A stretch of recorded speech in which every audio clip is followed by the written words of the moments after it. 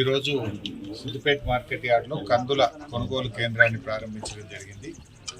కందులకు 8,000 రూపాయల మద్దతు ధరను కేంద్ర ప్రభుత్వం నిర్ణయించింది. దాని ప్రకారంగా రైతు సోదరులందరూ కూడా ఈ కొనుగోలు కేంద్రాన్ని ఉపయోగించుకోవాలని చెప్పి కోరుతా ఉన్నాం. మధ్య దళాలకు అమ్మి రైతులు నష్టపోవద్దని రైతు సోదరులందరూ కూడా ఈ అవకాశాన్ని సద్వినియోగం చేసుకొని ఎంఎస్పీని పొందవలసిందిగా రైతులందరికీ విజ్ఞప్తి చేస్తూ ఉన్నాం.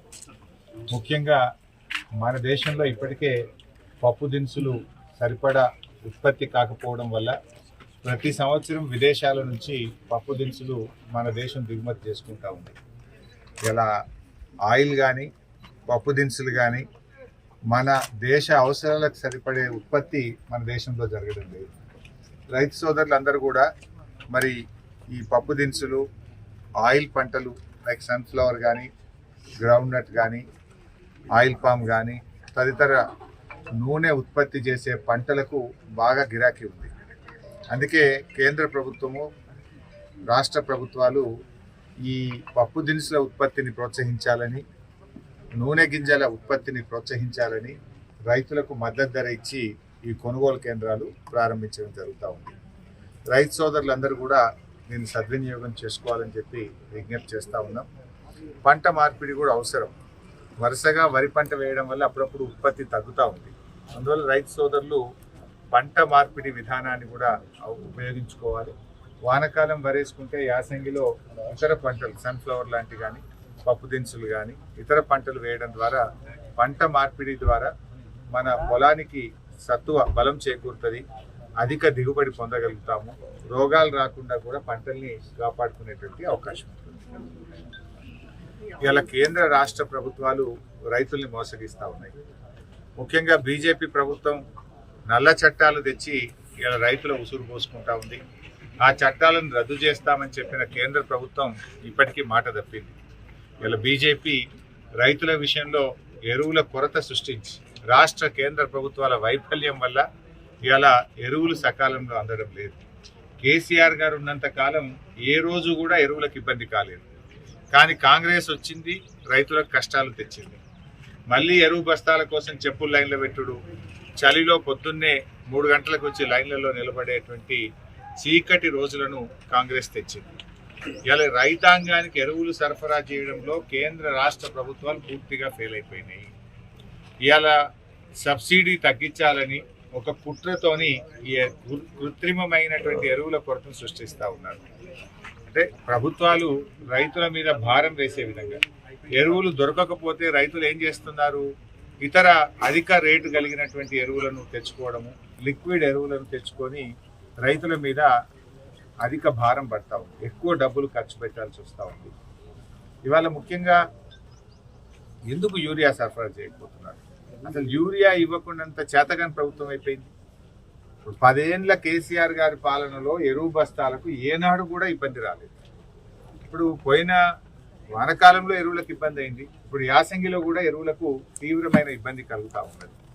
సో ఇది ముఖ్యంగా బఫర్ స్టాక్ మెయింటైన్ చేయకపోవడం వల్ల కేంద్ర ప్రభుత్వం కావాలనే సబ్సిడీ తగ్గించుకోవడానికి ఇవాళ రైతుల మీద ఈ కుట్రలు చేస్తూ ఉన్నారు. మరి ముఖ్యంగా ఈరోజు ఫిబ్రవరి నెల వచ్చేసింది, ఇంతవరకు రైతులకు రైతు బంధు పడలేదు. అసలు కాంగ్రెస్ ప్రభుత్వానికి ఒక విధానమే లేదు. కాంగ్రెస్ పద్ధతికి ప్రభుత్వానికి ఒక విధి విధానము ఒక డైరెక్షన్ లెస్ అయిపోయింది. ఒక రైతులు భరోసా కోల్పోయారు, రైతులు నమ్మకాన్ని కోల్పోయారు, రైతులు ఈ ప్రభుత్వం మీద విశ్వాసాన్ని కోల్పోయారు. ఎకరానికి 15,000 రైతు బంధు ఇస్తామన్న ప్రభుత్వం ఇవాళ 2 పంటలకు రైతు బంధు ఇచ్చింది, 2 పంటలకు రైతు బంధు ఎక్కువ వచ్చింది.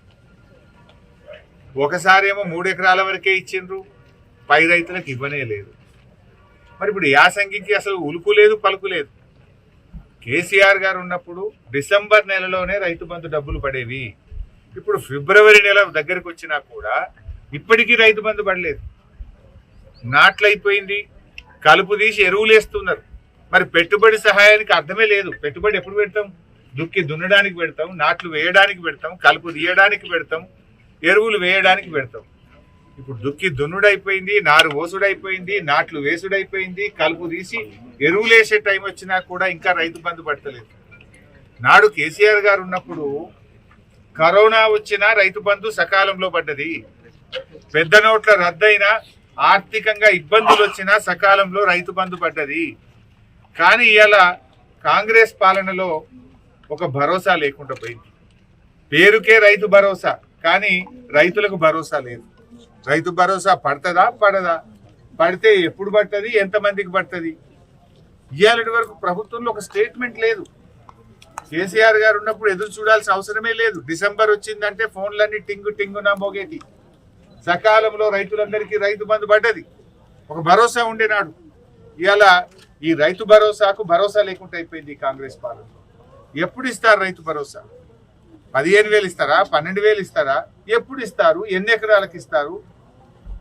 ఇంతవరకు డైరెక్షన్ లేదు ఈ ప్రభుత్వానికి.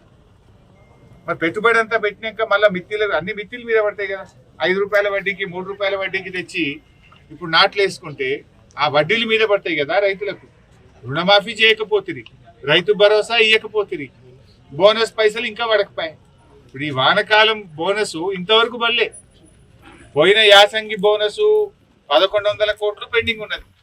ఈ వానకాలం బోనస్ సగం మందికి పడ్డది, ఇంకా సగం మందికి పడలేదు.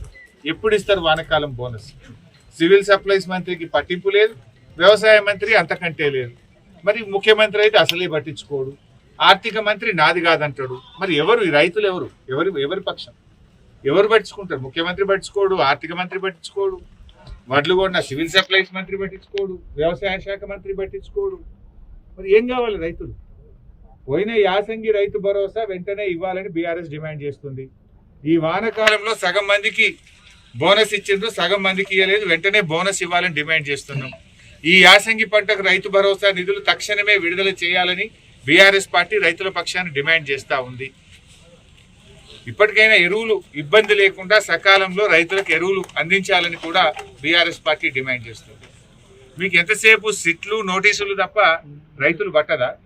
ప్రజలు పట్టదా? మీకు కేసులు పెట్టుడు, ప్రతిపక్షాలను వేధించుడు, సిట్లు నోటీసులు ఇవే తప్ప రైతు భరోసా వేస్తామా ఏమా పట్టలేదు. పోయిన యాసంగి బోనస్, ఈ వానకాలం బోనస్ ఎప్పుడు ఇస్తారో చెప్పరు. మీ పాలన ఎవరికి? ప్రజల కోసమా, ప్రతిపక్షాలను వేధించడానికా? కేసులు పెట్టుడు, నోటీసులు ఇచ్చుడు, ఈ సతాయించుడే తప్ప రైతుల గురించి ఏమైనా పట్టించుకునేది ఉందా లేదా? ఇవాళ మెదక్ జిల్లాలో రైతులకు నీళ్లు బంద్ పెట్టిరు, బీరు ఫ్యాక్టరీలకు నీళ్లు ఇస్తున్నారు. 70,000 ఎకరాలకు, సింగూరు ప్రాజెక్టు కింద 40,000 ఎకరాలు, గణపురం ప్రాజెక్టు కింద 30,000 ఎకరాలు, 70,000 ఎకరాలకేమో క్రాప్ హాలిడే ప్రకటించారు. ఏమైందా అంటే సింగూరు ప్రాజెక్టు రిపేర్ ఉన్నది, నీళ్లు కమ్మున్నాయి అన్నారు. మరి నీళ్లు కమ్ముంటే బీరు ఫ్యాక్టరీలకు ఎందుకు ఇస్తుండ్రు? బీరు ఫ్యాక్టరీలకు నీళ్లు ఇవ్వడానికి మాత్రం నీళ్లు ఉంటాయి, మా యాసంగి పంటకు రైతుకు నీళ్లు ఉన్నాయా? అంటే ఎవరు మీ ప్రాధాన్యత? బీరు ఫ్యాక్టరీల ఓనర్లు మీకు ఇచ్చే కమిషన్లకు లంచాలకు నీళ్లు ఇస్తుండ్రా? ఎందుకంటే గరీబోళ్ళు మా రైతులు లంచాలు ఇయ్యరు, మా రైతులకు నీళ్లు ఇస్తే మీకేం దొరకాయని ఇస్తలేరా? ఎందుకు ఇస్తలేరు రైతులకు? రైతులకు లేని నీళ్లు బీరు ఫ్యాక్టరీలకు ఎక్కడికి వెళ్ళి వచ్చినాయి? రైతులు అడిగితేనేమో క్రాప్ హాలిడే, నీళ్లు లేవు, రిపేర్ ఉందంటివి. ఇవాళ ఎక్సైజ్ శాఖ కార్యదర్శి జిల్లాకు వచ్చి ఇరిగేషన్ అధికారులకు, కలెక్టర్కు బీరు ఫ్యాక్టరీలకు మాత్రం నీళ్లు ఆగద్దు, ఫుల్గా నీళ్లు ఇవ్వండి, బీరు ఫ్యాక్టరీలు మంచిగా చూసుకోండి అని చెప్తుంది.